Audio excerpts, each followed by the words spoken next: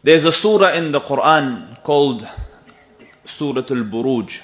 وَالسَّمَاءِ ذَاتِ الْبُرُوجِ وَالْيَوْمِ الْمَوْعُودِ وَشَاهِدٍ وَمَشْهُودٍ قُتِلَ أَصْحَابُ الْأُخْدُودِ النَّارِ ذَاتِ الْوَقُودِ إِذْ هُمْ عَلَيْهَا قُعُودٌ وَهُمْ عَلَى مَا يَفْعَلُونَ بِالْمُؤْمِنِينَ شُهُودٌ.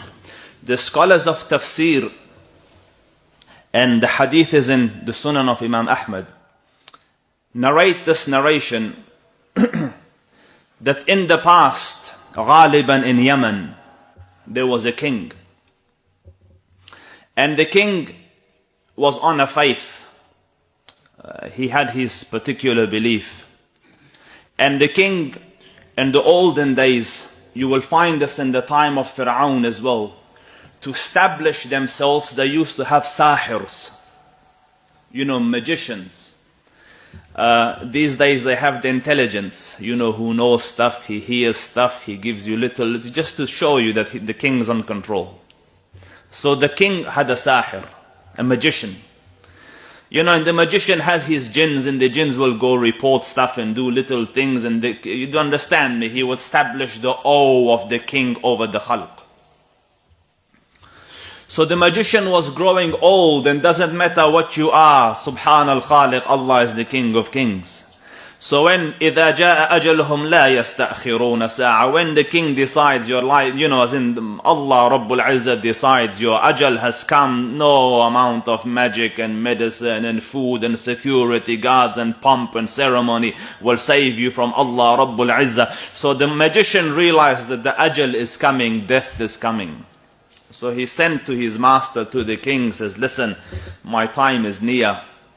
Give me an intelligent young man so that I can train, so that, the awe of your realm could remain. So the king found this intelligent young lad and sent him as the disciple to this magician. And the young lad was on his way to the magician. On his way he saw a rahib, a monk. And Ghaliban, this is the Christian monk. So, because that was the faith before Islam. So, the young lad is fascinated by, in Subhan al-Khaliq, taqwa, in ilm, in hilm is self-evident. The darkness of magic, the shaitan of magic against the angel and the ruhaniyat and the spirituality and the taqwa of tawheed, هل يستويان مثلا, there's no you see a sinner, you see it on his face. So he's attracted to the rahib, to the piety, because the fitrah is attracted to tawheed.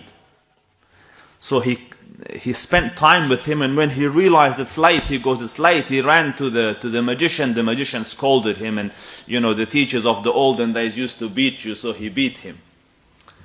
And he came back to the rahib. He said, and when he went home at night, his parents beat him too. Ya lal musiba. Because the magician, why are you late? The family, why are you late? So he came back to the rahib, to the monk, and complained, I've had a double bashing last night, so what should I do? He said, listen, tell the magician that my parents delayed me. Tell your parents the magician delayed me. The time that you buy in between, come and spend with me and learn the deen. So he stood in this, learning the magic, subhanallah, and learning the deen. It's two very extremes, yeah, shaitan and Subhan al-Khaliq, like misguidance and guidance together. And then a day came, and there's a beast that came into the village, into the city. And people are running. I don't know if you've ever seen footage of an animal going on rampage. I saw one, an elephant went crazy. I was watching a YouTube clip of it in India, and Subhan al-Khaliq, and just used to grab a human and do like that, like it's nothing. So a beast came, and the beast is angry. We don't know what the Quran says, the hadith is dabba, a beast. So this young lad took a rock, and he said, Ya Rab, whichever, if the rahib is more beloved to you than the magician, kill this beast with this rock. Because the beast is not going to die with a rock, but this is to show me that So he chucked it and the beast died. So he goes, the Rahib is right. So he came to the Rahib and he said, I killed the beast last night and I did it like this. So the Rahib realized that this kid has reached a level probably above me, in his Iman Billah. So he said, and subhanAllah, remember this, the most trialed and tribulated people, as in the most tested people, are the Anbiya. You'll read, if I had time, if Allah Rabbul Izzah had given respite, that I would go through the seerah with you, you would see what your Rasul went through. Don't think religion came to you by coincidence. The Rasul alayhi afdalu salatu wa tammu taslim, they say we saw him, salawatu rabbi wa salamuhu alayhi, walking in the days of Hajj from tent to tent. And there was a person walking behind him, following him, and chucking stones at him. And he used to hit his blessed face, so his mouth was bleeding, so he used to wash his mouth and continue, saying, قُولُوا لَا إِلَهَ إِلَّا اللَّهُ تُفْلِحُوا. Do you know who the man was pelting him? His own uncle Abu Lahab. So don't think religion came accidentally. This came by the blood, sweat and tears of the first generation.